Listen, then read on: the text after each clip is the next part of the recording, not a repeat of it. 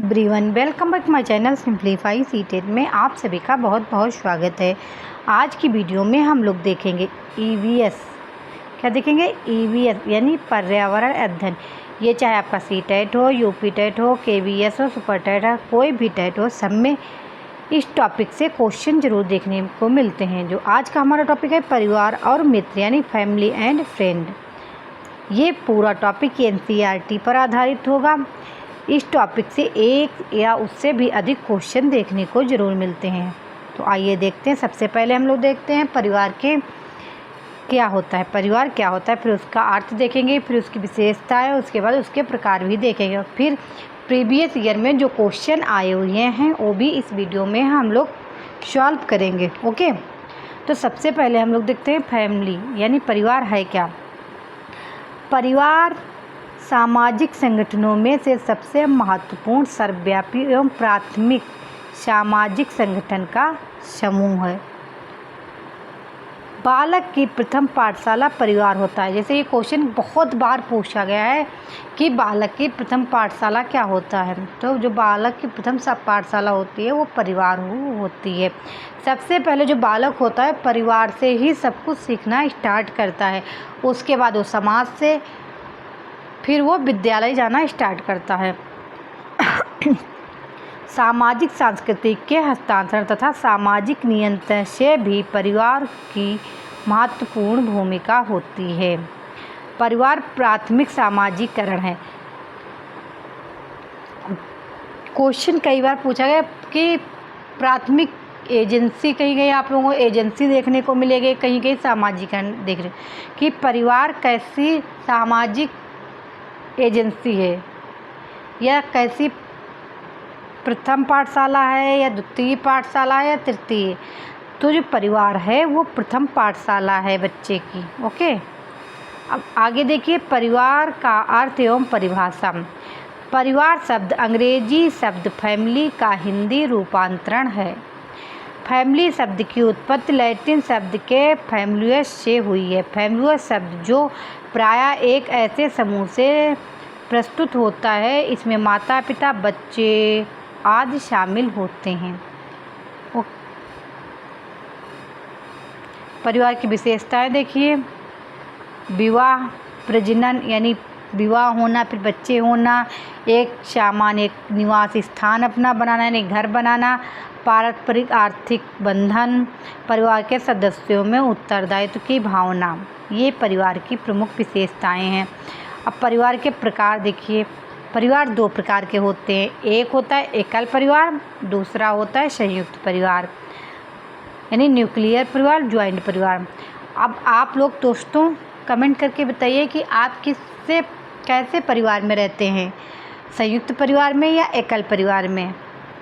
आप लोग अपने अपने कमेंट करिए। ओके, तो सबसे पहले देखिए आप लोग एकल परिवार यानी न्यूक्लियर परिवार, वह परिवार जिसमें पति पत्नी और उनके अविवाहित बच्चे शामिल हों, एकल परिवार कहलाता है। एकल परिवार पारिवारिक व्यवस्था का सबसे छोटा रूप है।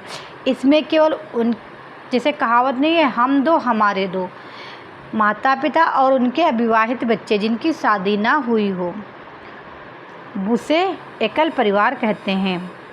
एकल परिवार के विभिन्न रूप होते हैं। अब देखिए विभिन्न रूप कौन से होते हैं। मूल एकल परिवार वह परिवार जिसमें पति और पत्नी बच्चों के साथ या बच्चों के बिना हो उसे मूल एकल परिवार कहते हैं। अनुपूरित परिवार, अनुपूरित एकल परिवार वह परिवार जिसमें माता पिता व अविवाहित बच्चों के अतिरिक्त तलाकशुदा व विधुर विधवा संबंधी बच्चे रहते हों। उपमूल परिवार वह परिवार जिसमें कोई विधवा विधुर अपने अविवाहित बच्चों या सगे भाई बहनों के साथ रहते हों उसे उपमूल परिवार कहते हैं। अनुपूरित मूल परिवार वह परिवार जिसमें कोई विधवा अपने अविवाहित बच्चों के साथ अपनी विधवा सास के साथ रहे उसे अनुपूरित परिवार कहते हैं। ये तो परिवार के गुण हो गए। अब देखिए कुछ एकल परिवार के दोष भी होते हैं, कुछ लाभ तो कुछ दोष भी होते हैं। अब देखिए उसके दोष क्या होते हैं। एकल परिवारों में नवविवाहित दंपति को किसी बुजुर्ग का सहारा नहीं होता है। जैसे कि उन वो है क्या, नवविवाहित दंपति है, उसे यदि कुछ पता नहीं, उसे जानकारी चाहिए, यदि कोई परिवार में बुजुर्ग नहीं तो उसे कौन बताएगा कि कैसे क्या होती है, रीति रिवाज वगैरह सब कौन बताएगा। इसीलिए ये एकल परिवार के दोष होते हैं। उन्हें सलाह देने के लिए कोई भी अनुभवी व्यक्ति उपलब्ध नहीं होता है। एकल परिवार में ज़्यादातर बच्चे अकेले रहते हैं। वे माता पिता के अलावा अन्य पारिवारिक संबंधों के महत्व को नहीं जान पाते। वह दादा दादी के लाड़ प्यार से वंचित रह जाते हैं। एकल परिवार में स्वार्थ की प्रबल भावना पनपती है। एकल परिवार को बुरे समय या अन्य संकट में कोई आर्थिक, शारीरिक व भावनात्मक सहारा नहीं मिलता। जैसे कि परिवार में यदि कोई बीमार पड़ गया, पत्नी में से कोई भी, और पति जॉब कर रहा है, तो पत्नी की कोई भी देख रेख करने वाला नहीं होता है, तो उससे उन्हें बहुत प्रॉब्लम होती है। इसीलिए ये एकल परिवार के दोष होते हैं। अब देखिए संयुक्त परिवार क्या होता है। वह परिवार जिसमें 2 या 3 पीढ़ियों के सदस्य जैसे पति पत्नी, उनके अविवाहित बच्चे, अविवाहित पुत्र, उनकी पत्नियां और बच्चे, चाचा चाची और दादा दादी का समावेश होता है, वह संयुक्त परिवार कहलाता है। जैसे देखिए इसमें सभी लोग हैं, दादा दादी, चाचा चाची, ताऊ और उनके बच्चे, उसी को संयुक्त परिवार कहते हैं। देखिए एक साथ सब कितने अच्छे लगते हैं, खेल खेलना, कुछ भी कोई भी कार्यक्रम हो तो बहुत अच्छा लगता है। ओके, अब देखिए संयुक्त परिवार के कुछ लाभ हैं, जो उसके रूप हैं। वंश परंपरागत संयुक्त परिवार, इस परिवार में माता पिता व विवाहित पुत्र के साथ रहना या कभी कभी माता पिता का अपनी विवाहित पुत्री के साथ रहना होता है, उसे क्या बोलते हैं, वंश परंपरागत संयुक्त परिवार। शाखी संयुक्त परिवार, शाखी संयुक्त परिवार में 2 से अधिक विवाहित युगल होते हैं और उनमें आपस में सहोदर यानी रक्त का संबंध होता है। जैसे 2 भाइयों का परिवार, उसे शाखी परिवार कहते हैं, यानी ब्लड का रिलेशनशिप। ओके, वंश परंपरागत शाखी संयुक्त परिवार, इस प्रकार के संयुक्त परिवार में 3 या अधिक युगल वंश परंपरागत रूप और शाखी रूप में परस्पर संबंधित होते हैं। जैसे माता पिता और 2 या 2 से अधिक विवाहित बेटे या उनके अविवाहित बच्चे एक साथ रहते हैं, उसे वंश परंपरागत शाखी संयुक्त परिवार कहते हैं।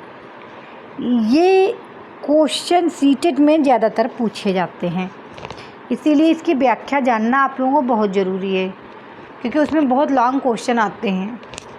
अनुपूरित शाखी संयुक्त परिवार, इस परिवार के शाखी संयुक्त परिवार में अविवाहित, तलाकशुदा और विधवा संबंधी भी साथ रहते हैं। ये तो प्रकार हो गए। अब देखिए संयुक्त परिवार की विशेषताएं यानी दोष। कुछ संयुक्त परिवार के दोष भी होते हैं, जैसे कि एकल परिवार के होते थे। इसमें गोपनीय स्थान का अभाव रहता है, यानी जो दंपत्ति होता है उसे ज़्यादा प्रॉब्लम होती है। इसमें कभी कभी महिलाओं को कम सम्मान दिया जाता है। संयुक्त परिवार के सदस्यों के बीच संपत्ति को लेकर या किसी और बात को लेकर झगड़ा होता रहता है। संयुक्त परिवार में व्यक्तित्व के विकास के लिए स्वतंत्र अवसर का अभाव रहता है। संयुक्त परिवार में कठोर नियंत्रण होते हैं। ये संयुक्त परिवार के दोष हो गए। अब देखिए इसमें किस प्रकार से क्वेश्चन पूछे जाते हैं।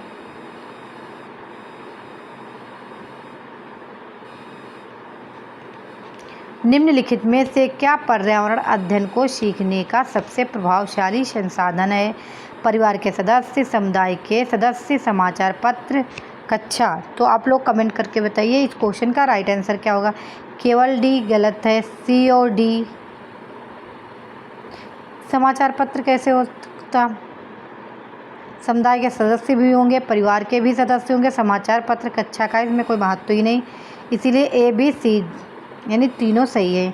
इस क्वेश्चन का राइट आंसर थर्ड है। ओके, अगला क्वेश्चन देखिए, कौन सी विशेषता परिवार की नहीं है? कम से कम 2 भिन्न लिंग वाले व्यक्ति साथ रहते हों, ये तो विशेषता है। प्रत्येक सदस्य की आय भिन्न जमा की जाती हो। जब संयुक्त परिवार होगा परिवार में तो आय बराबर जमा की जाती, तो इसको बाद में देखते हैं। वे समान आवास, भोजन और समान सामाजिक क्रियाओं का उपयोग करते भी हैं। सुरक्षा एवं बच्चों का साझा उत्तरदायित्व भी है। तो बच्चा कौन पूछा क्या? नहीं है, निगेटिव।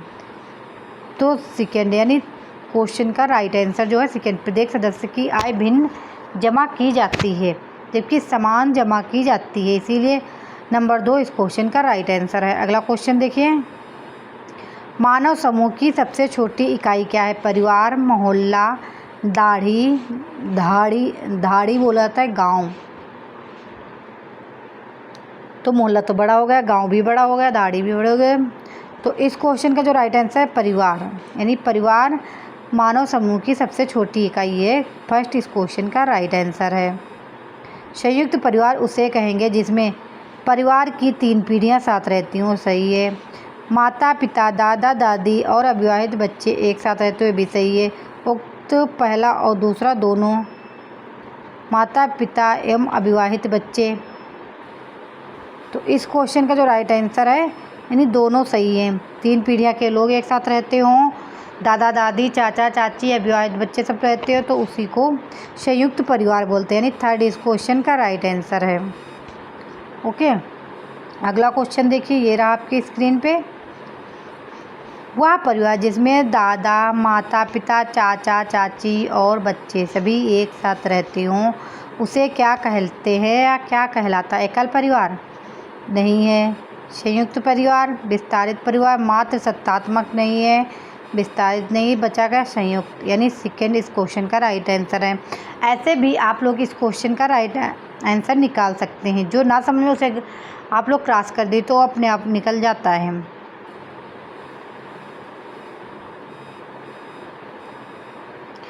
बच्चों का सामाजिकरण सर्वप्रथम कहा जाता है? विद्यालय में, खेल के मैदान में, परिवार में, पड़ोस में। तो इस क्वेश्चन का जो राइट आंसर है थर्ड, यानी बच्चे की प्रथम पाठशाला क्या होती है? परिवार होता है, यानी थर्ड इस क्वेश्चन का राइट आंसर है। परिवार को डैश की प्रथम पाठशाला कहा जाता है? राजनीति की, सामाजिक जीवन की, आर्थिक विकास की, शारीरिक विकास की। इसका कोई मतलब ही नहीं, इसका कोई मतलब नहीं, इसका कोई मतलब, राजनीति से कोई मतलब नहीं, सामाजिक जीवन की, यानी सेकेंड इस क्वेश्चन का राइट आंसर है। बच्चों के प्राथमिक सामाजिकरण में महत्वपूर्ण भूमिका निभाता है? कौन निभाता है? विद्यालय, जनसंचार माध्यम, परिवार, धार्मिक संस्थाएं। तो आप लोग कमेंट करके दोस्तों बताइए कि इस क्वेश्चन का राइट आंसर क्या, जैसा कि मैं अभी ऊपर बता चुकी हूँ, परिवार, यानी थर्ड इस क्वेश्चन का राइट आंसर है परिवार। ओके,